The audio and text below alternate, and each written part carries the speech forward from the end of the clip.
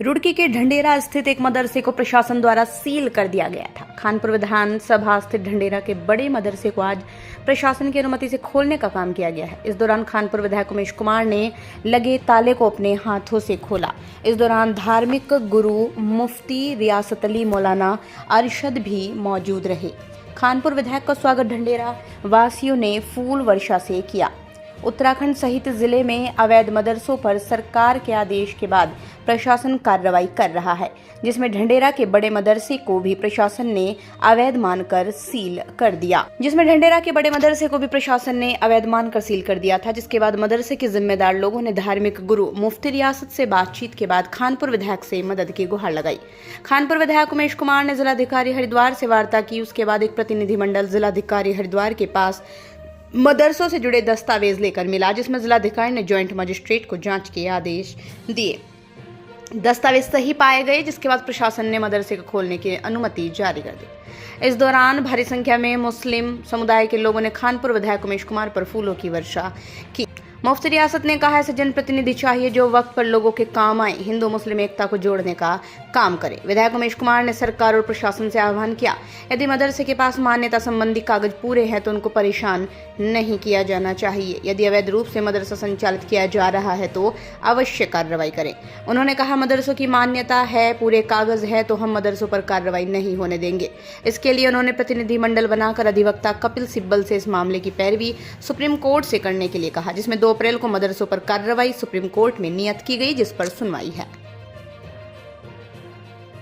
कार्रवाई चल रही है, आप जायज कार्रवाई करिए। जो अवैध हैं आप उनको सील करिए, तत्काल करिए, वो अपने पेपर पूरे कर लें। जो कानून संबद्ध काम है, अगर उस प्रक्रिया को वो पूरा कर लेते हैं तो मुझे लगता है कि कोई आज से तो चल नहीं रहे, सैकड़ों सालों से चल रहे हैं। आज अचानक हम ये कहें कि हम सील कर रहे हैं, लेकिन हमें कारण तो बताना पड़ेगा। मैं बिल्कुल साथ हूँ, आप बताइए हमें कहाँ चलना, हम साथ चलेंगे आपके, लेकिन नाजायज मत करें। लेकिन उन्होंने कहा, मैं यही कहना चाह रहा हूँ कि आप आए, आपने ढंडेरा में आके मदरसे को सील कर दिया, आपने कोई नोटिस नहीं दिया, आपने ये नहीं बताया, कोई कारण बताओ, नोटिस तो दोगे। कल को मेरे घर में आके कोई मेरे घर पे नोटिस आके घर को गिरा जाए कि साहब ये तो HRDA के अनुरूप नहीं बना हुआ, नोटिस देके मुझसे पूछोगे तो सही कि मेरे पास पेपर है या नहीं है। तो भाई यही कहना चाहते हैं, हम सब लोगों का यही कहना है कि पेपर मांग लीजिए, जिसके पास नहीं है उसे तत्काल सील कर दीजिए। हम आपके साथ खड़े हैं, बस नाजायज ना किसी को सताया जाए। इस देश में हिंदू मुस्लिम आज से नहीं रहता आ रहा, हिंदू मुस्लिम सिख ईसाई आपस में हैं भाई भाई। हम छोटे छोटे स्कूल में जब हम थे, इसको तो दीवारों पर पढ़ा करते थे, बसों पर, गाड़ियों में, सब जगह लिखा होता था। हर रोडवेज बस के अंदर सीट के ऊपर लिखा होता था हिंदू मुस्लिम सिख ईसाई, और 4 चिन्ह बने हुए होते थे। उस समय भी था। लेकिन सर, मैं जिस विधानसभा क्षेत्र से आता हूँ, क्या उसमें मुसलमान नहीं रहता? उस विधानसभा में 40,000 मुसलमान भी तो रहता है ना। क्या करें, उनको बाहर फेंक दें, निकाल के उठा के फेंक दें?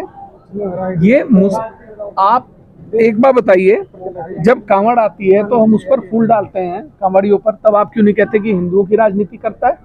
जब मैं रविदास जी के मंदिरों का निर्माण कार्य कराता हूं तो आप ये क्यों नहीं कहते मैं दलित की राजनीति करता हूं?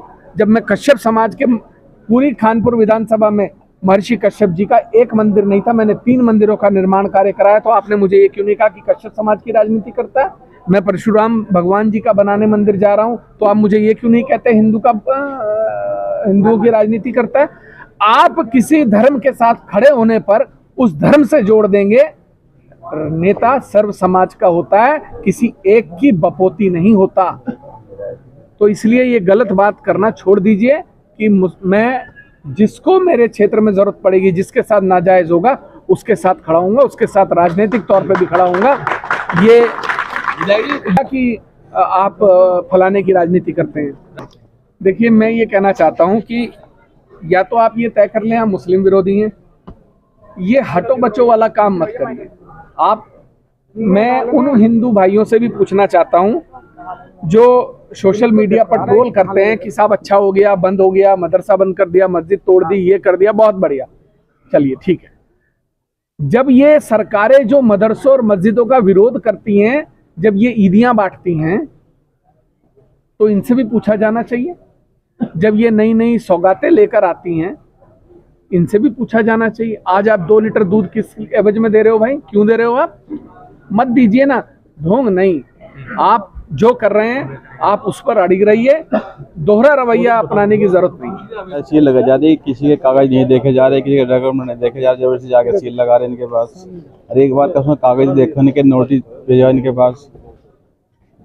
तो किस तरह से विरोध? क्या है कि विरोध हमारा कल काली पट्टी बांध के विरोध करा साइलेंट जी। विधायक जी 10 दिन पहले मुफ्ती साहब ने हमें मदरसा सील जब शुरू किए थे करने बुलाए थे, बैठे बोले नगर पंचायत के 5-6 सभासद थे वहाँ पे। मुफ्ती साहब ने क्या भाई इसके आगे की प्रक्रिया क्या है, तो मुफ्ती साहब ने फिर मैंने सलाह दी दोनों ने कि विधायक जी से संपर्क करा इस बारे में। विधायक जी ने फिर रात में 10 बजे करीब डीएम साहब से टाइम लिया मिलने का। हम फिर अगली मॉर्निंग सुबह डीएम साहब से मिलने गए, उन्होंने आश्वासन दिया, हमने उनके कागज दिखाए, उसके बाद में इस पर रिपोर्ट लगवाई। मदरसा खुलवाया का मदरसा है, मदरसा शायद मालूम नहीं क्या है, नूरुल उलूम जीत हुई है जी।